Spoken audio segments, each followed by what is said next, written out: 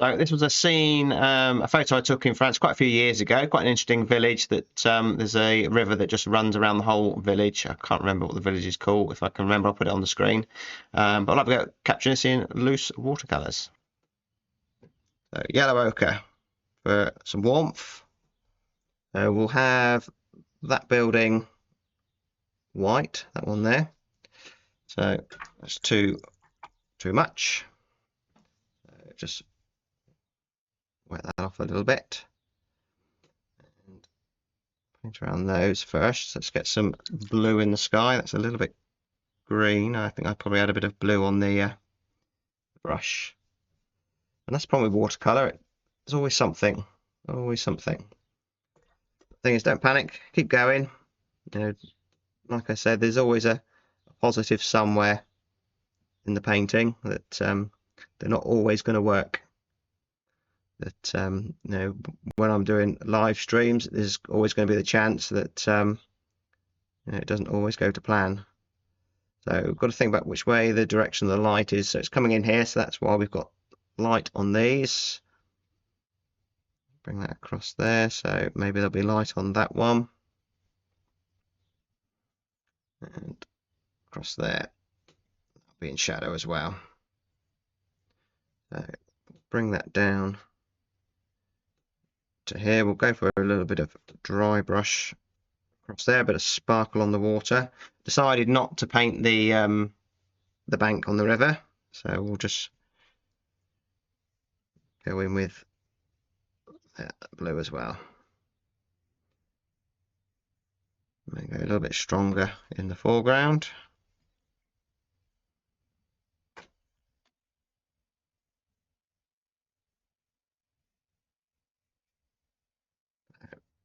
We'll let that dry. And before we do, again, it's probably a good idea to, I quite like that Prussian blue for the distant blue hill. I think I'll have to try and find another palette where I can fit more colours on. But there we go. Just let that soften on there. So I'll dry that off.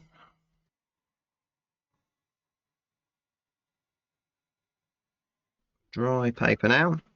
So we'll give the pyrrole orange another go. Maybe it's just a bit too pyrrole. But bad workman blames his tools. So there's the rooftops.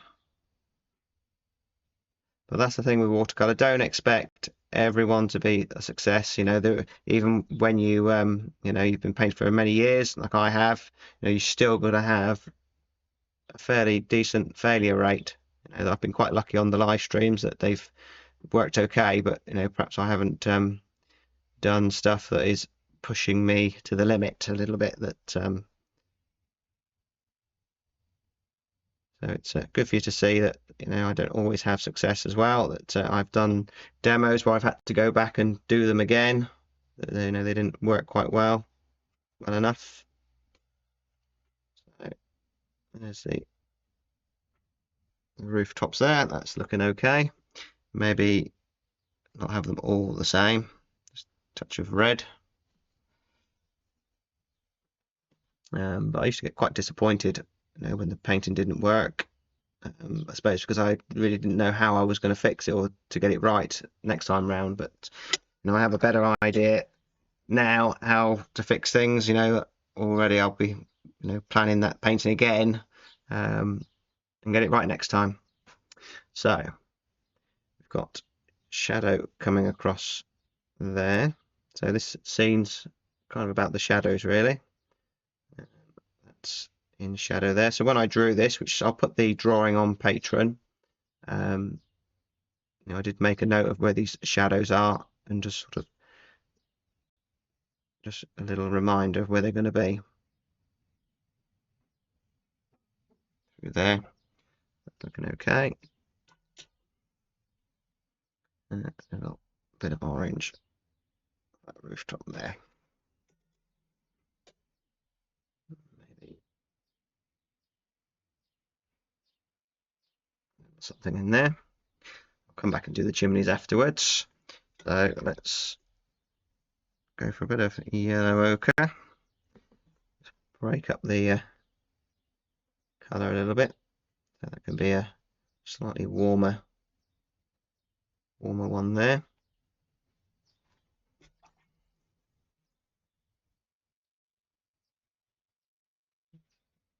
Some water just to let that run down. Let's say with watercolour, a lot of the time it's just trying something, see will that work, give that a try. Sometimes it does, sometimes it doesn't. Windows on that one. I think we'll let that dry a little bit before I go in with the darks on there at the moment. So let's put some trees in. So again, could do with maybe a little bit of water there just to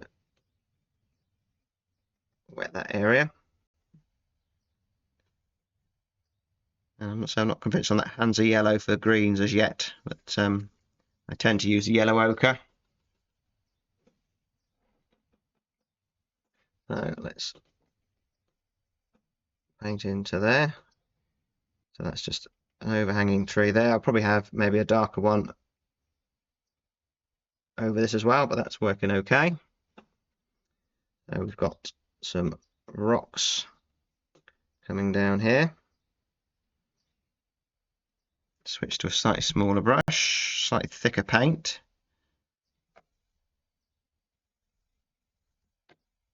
If I use the brush on the side here, that will give me a different mark.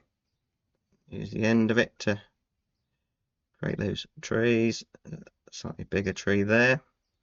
This is damp paper here, so we've got some hard edges on the dry paper and soft ones there, which is good. So let's connect that up.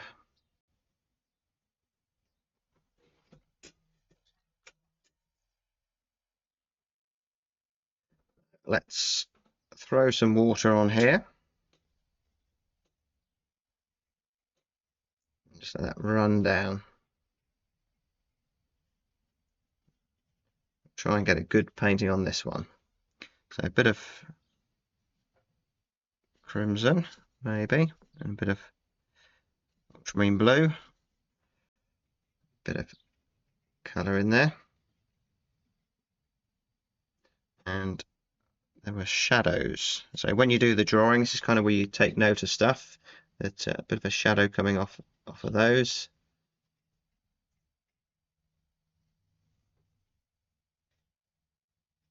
It's fine, we'll go with that. This has started to dry now, so that's probably a good time to get those darks in. Maybe suggest a chimney pot or two. These are the darks under the eaves. Maybe suggestion of those windows. Let's say if it's still wet, it'll run down and create some effects. Mix that up a little bit. Don't want too neat and tidy. No, that's fine. I've got both reference pictures in front of me here. I keep looking at the wrong one. It's not helping. So shadow in there, and there's these steps here, which are quite interesting. Just try and suggest that a little bit. Back in with the green. So just looking at things as shapes. Now there's a shape there, which is green. Just water there, just let that flow. And back in with a red and blue. So we've got a nice dark under that balcony there. Go nice and dark with that. It will lighten quite a bit. Let's put a few darks up through there.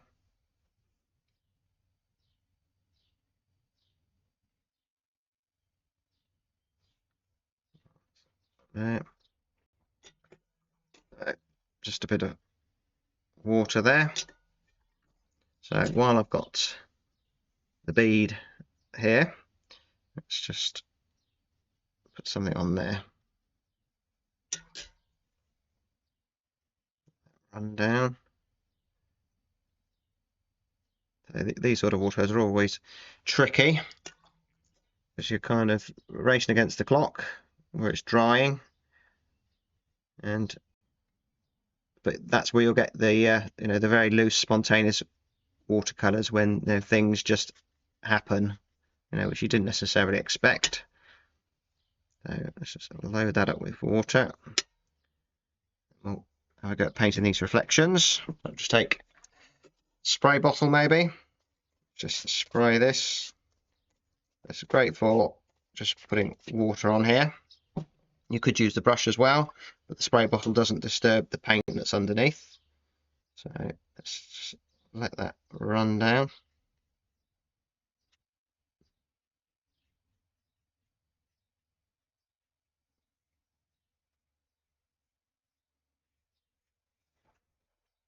And let's go in while this is still wet with this. I normally do this at the end, but let's give it a go now. Some dark in here.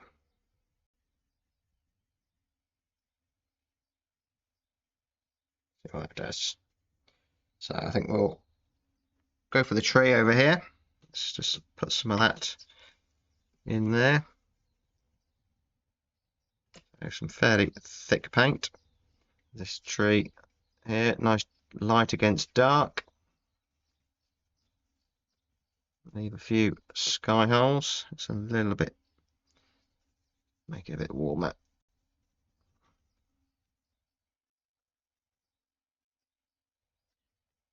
And we'll paint over that house there, which will add connection. And I've got a load of paint on there that can now come down into here, which will be the reflections. This will all nicely, hopefully, disappear to nothing. Maybe a few little directional, few horizontals just to help us lead through the painting. I think that's probably a good idea to just pop a couple of branches in there. Throw a bit of water on that.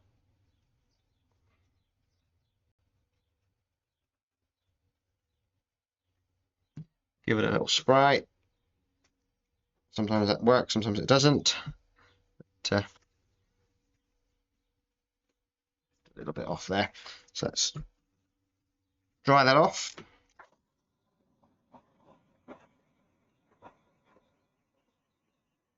So yeah, the live streams, you'll get to see me mess a painting up. But hopefully you'll take from it that it's not the end of the world. I've messed up lots of paintings, hundreds of them, thousands of them. But every one of them is a learning curve. So put the tree there. Just cut around there. Kind of looks okay, but let's just soften it a little bit. A bit of water. Got a clean finger. Fingers are great for painting. So I think I could possibly, I've got a lot of horrible pencil marks there. I don't know why I did those. I think maybe I'll put a overhanging tree there. But it's always good to remove the pencil marks you don't want. But can't remember what my idea was for that. So let's go dark. So this is an overhanging tree. Maybe make it slightly less dense as that one. Make it a slightly different tree. Let's use this sign writing brush to make some branches through there.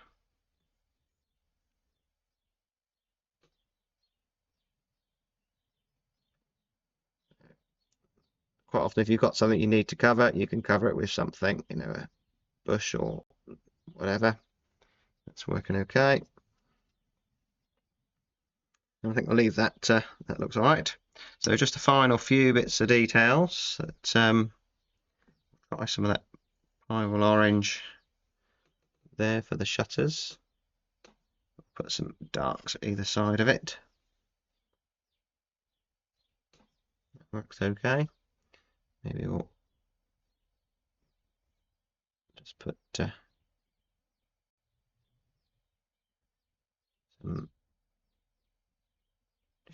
chimney pots with put some shadows on those. So maybe a big one there. So the light's coming in to get them going the right way.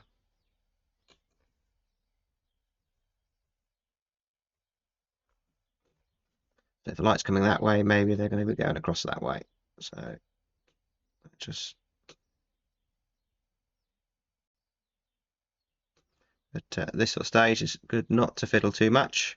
So maybe the balcony, that might be quite good to suggest that in there.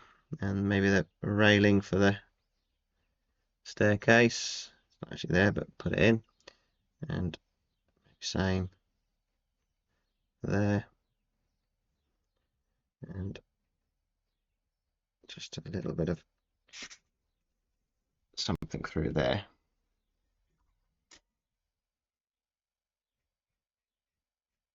Soften that a little bit.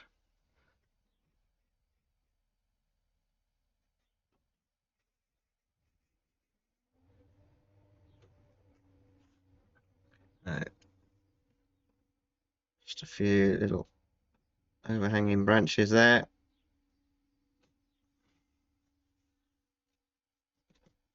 So again, I've ended up with a blob in the sky, so that's why I always have birds, because I'm a careless painter. There's one there, one there. I think probably best to leave that, not to overwork it, but it's got a bit of a freshness about it. So this one's works well because we've got an area of light here. I think the issue with the first one for me is that I didn't keep the area of light here. So that's what I would look to do to paint this again, is get the area of light, which I want to paint this on a large scale on a full sheet of paper. So that's what I'll do on that one. But we'll concentrate on this one because it works better. So purples there is quite nice. The white of the paper really gives it shine if you can keep the white of the paper. Never give up, keep painting. So I've got huge pile of watercolours here. And like I say, this is just the tip of the iceberg. So these are all ones I'll paint on the back of. So, you know, there's lots and lots of them, which, you know, probably at the time when I did them, you know, was, look at that one. I was probably quite proud of that. You know, it was a London scene, but, you know, I think I could do, you know, something better now. So move on from that, but it's never wasted time, because I wouldn't be in the position I am now painting the watercolors I do without having done all these paintings. So good luck with your watercolors. That was done on a workshop where we was painting clouds. That if you want to join tier 3, you can watch the replay for that workshop. We did 3 paintings of skies, plus there's all the previous workshop videos you can watch as well if you join tier 3. See you soon. So, cheerio.